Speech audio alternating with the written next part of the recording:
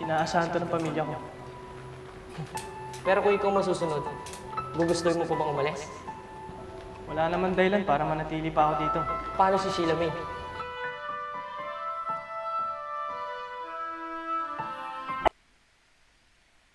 Alam ko, nasaktan kita.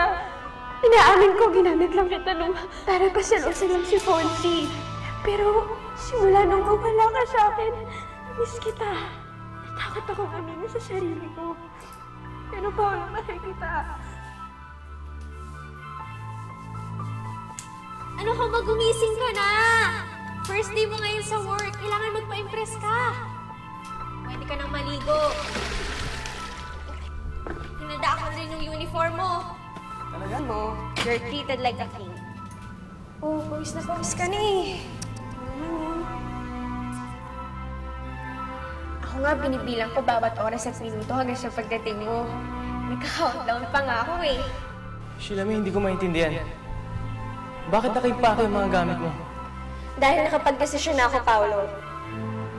Hindi tayo dapat magsama. Iiwan na kita. Hindi na ako masaya! Na-realize ko na hindi ko pala kaya ang buhay mahirap. Sawa na ako sa buhay mahirap, Paolo. Ayoko na, pagod na ako.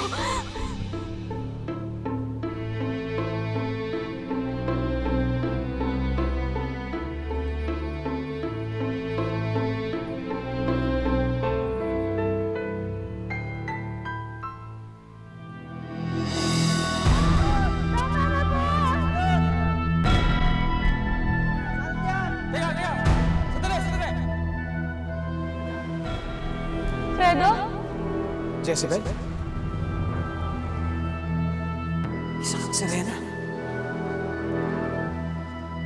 Oo, Fredo, isa akong Serena.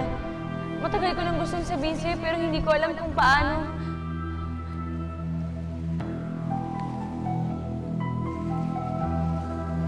Huwag ka mag-alala. Tanggap ko kung sino ka. Tanggap ko kung ano ka. Fredo? Basta ang importante. Importante mahal kita. Lumayo ka sa kanya!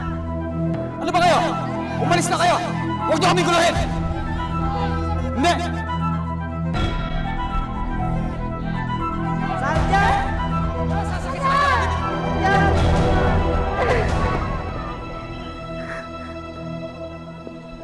Umalis ka dyan!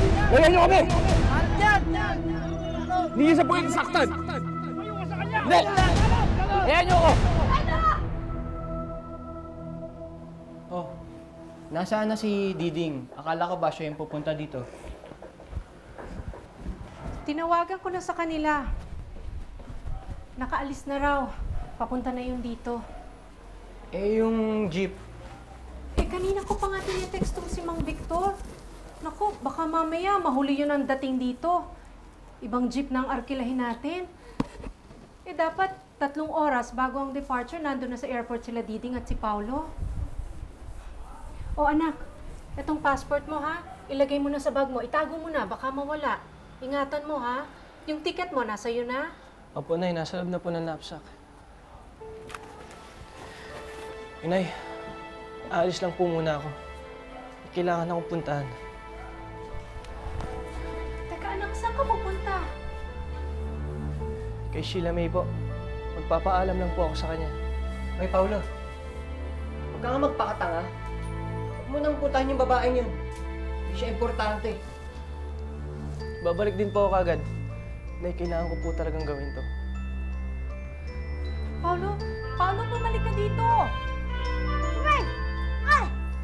What's wrong? Ha? Bakit ano nangyari, ha? Narinig ko yung sigaw doon sa labas, eh. Hindi na naginip ako. Alam mo ba kung ano panaginip ko? Ano? Isa daw akong Serena. Tapos? Tapos tanggap daw ako ni Fredo bilang Serena.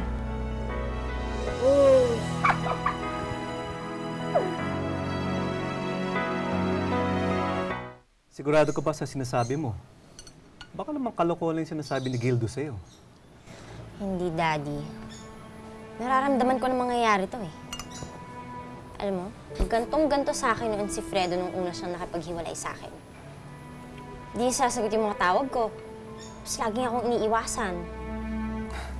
Tatawaan ko si Juan.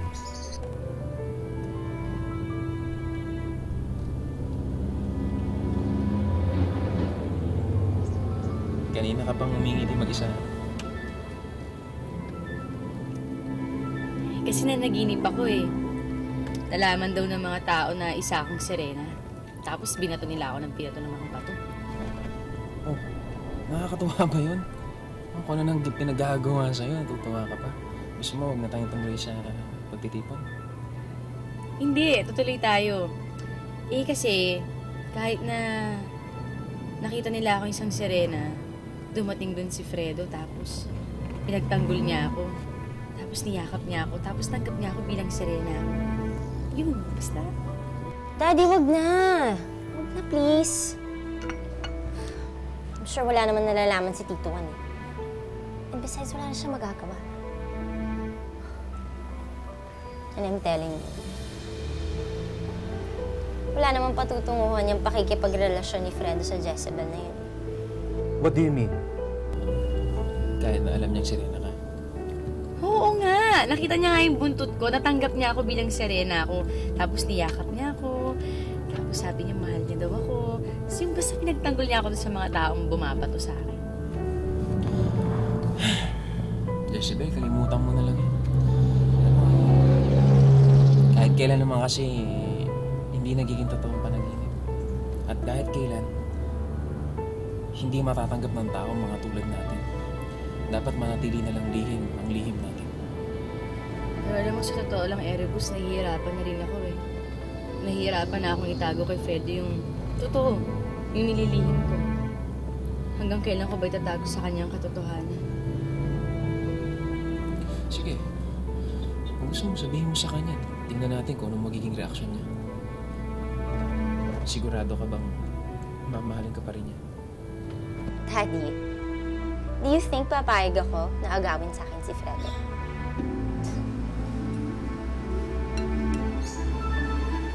Hindi matatapos ang araw na to.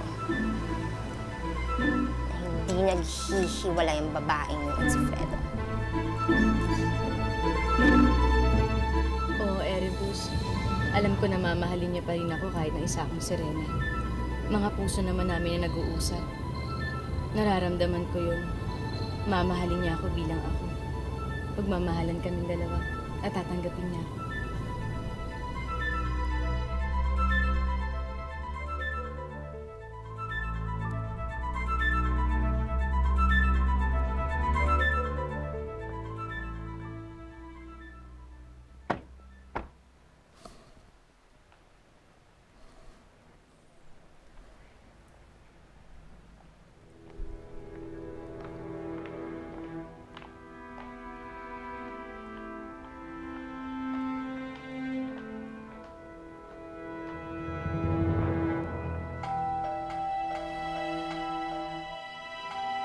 Oh, Buboy.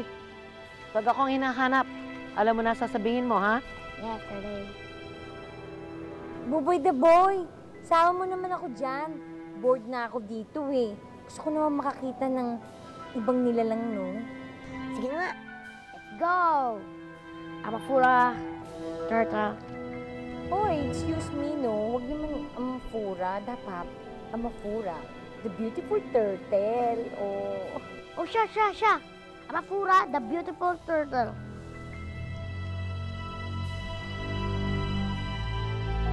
Ano po yun? Bakit nalita? Senyora Ava? Boy? Ano pong ginagawa niyo dito? Wait a minute. I know you, Lucia. Pagong nagsasalita. Hindi mo ba ako natatandaan? Ako si Amafura, the beautiful. Ako ang nagkaloob sa'yo ng mga paa. Diyan na ba siya? Yes, sir.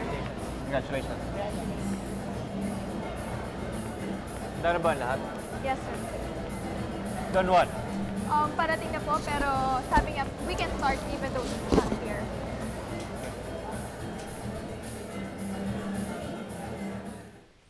Start mo na yung kotse. Baka nag-umpisa na yung party. Late ako.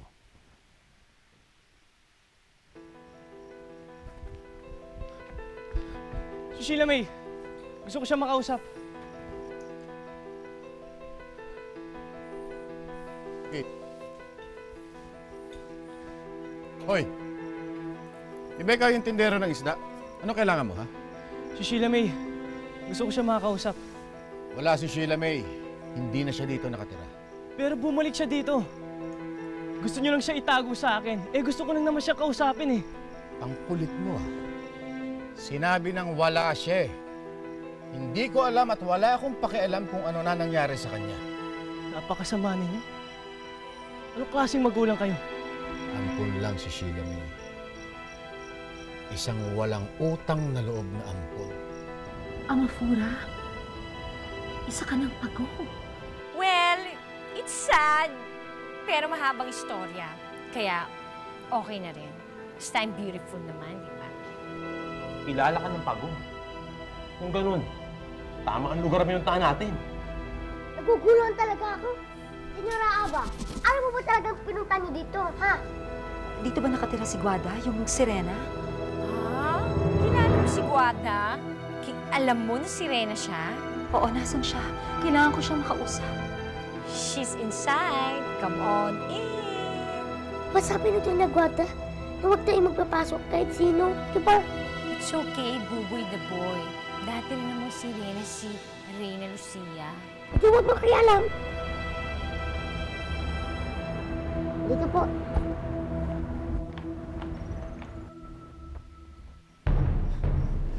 Alam mo, kasalanan mong lahat ng ito eh. Masama kang impluwensya kay Sheila May. Kung hindi ka niya kinaibigan, hindi sana siya nagbago. Hindi sana niya nalaman na ampun lang siya. Kung nagrebelde man sa inyo si Sheila May, dahil yun sa natakuhan siya sa katotohanan, palaki sa kanya yung masasamang tao. Mga demonyo, walang sinasamba, hindi pera. Matapang ka bata. Tingnan nga natin ang tigas mo.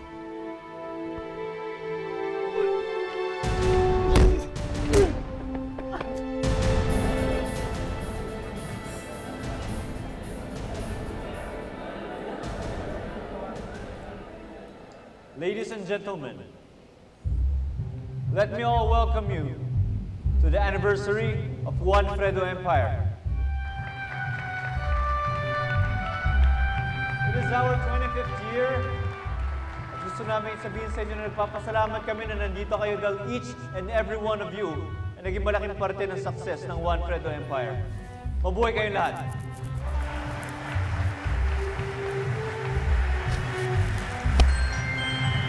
Now, as we celebrate our 25th year anniversary, gusto namin ipaalam mo sa inyong lahat na lalo pa namin paghuhusayan at lalo pa namin pagsisikapan ng aming mga trabaho at ang aming serbisyo.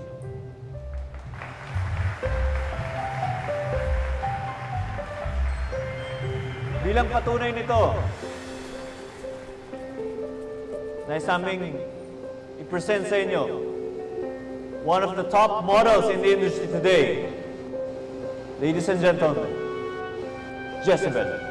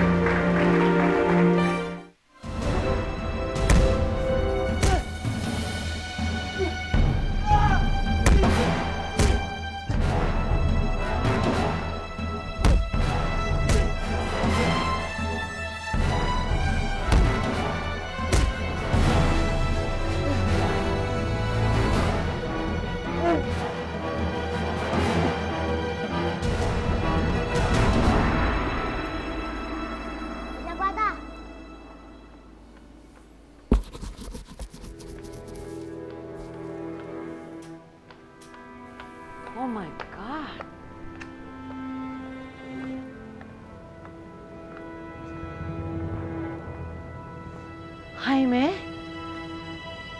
Freda, ikaw nga.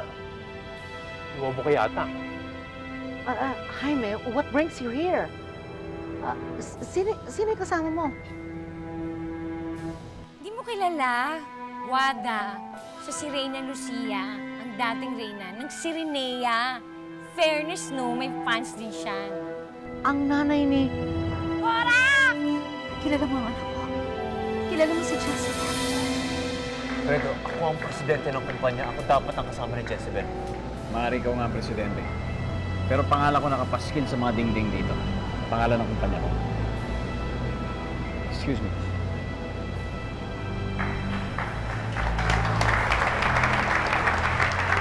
Akala ko ba hindi ka dadating? Sabi mo may importante kang pupuntahan eh. Bakit nandito ka? Sinabi ko ba yan? Oo, kaya. Kaya mo, hindi masyado importante yan. Hindi talaga ako sanay eh. Ha? Nahiya ako eh. Chill lang. Enjoy mo lang. Enjoy mo lang, ha? Smile ka lang.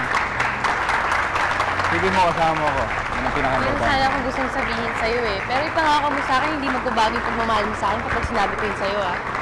Kahit ito pang sabihin mo, kahit ito pang gawin mo, hindi na magbabago yung pagtingin ko sa'yo. Pero gusto ko ipangako mo. Ano?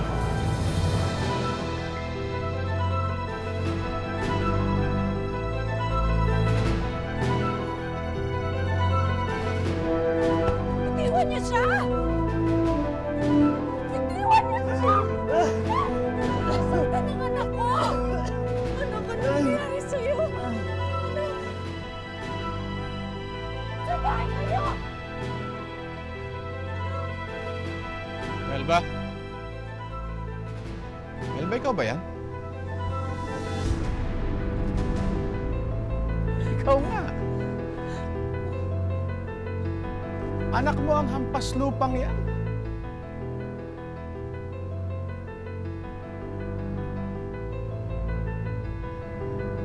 Anak ko sa'yo.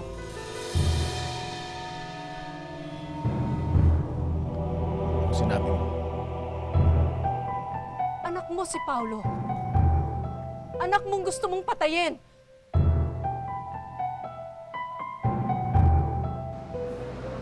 Ano ang sabihin mo? Huwag na tayo dito, hindi ko pwedeng sabihin dito ang daming tao. Saan tayo? Halika. Hi, Fredo!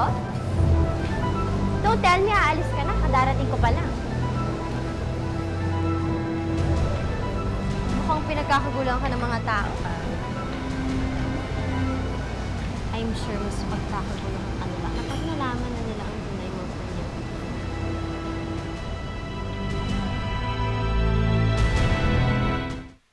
Anak niyo! Si Jezebel! Oo. Nasaan ang anak ko? Nasaan si Jezebel? Alam niyo ba kung saan ko siya matatagpuan? Wait lang ah. Check ko muna.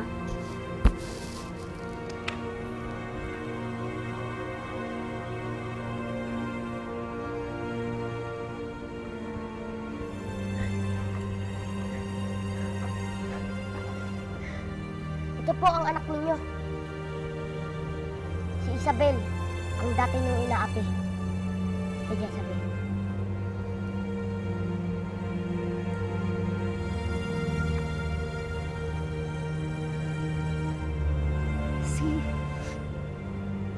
Si Isabel. Siya si Jezebel.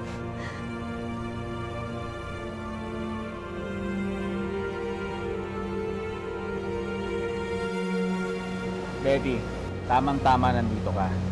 Kasi may sasabihin ako sa'yo. Meron kang dapat malaman. Ano?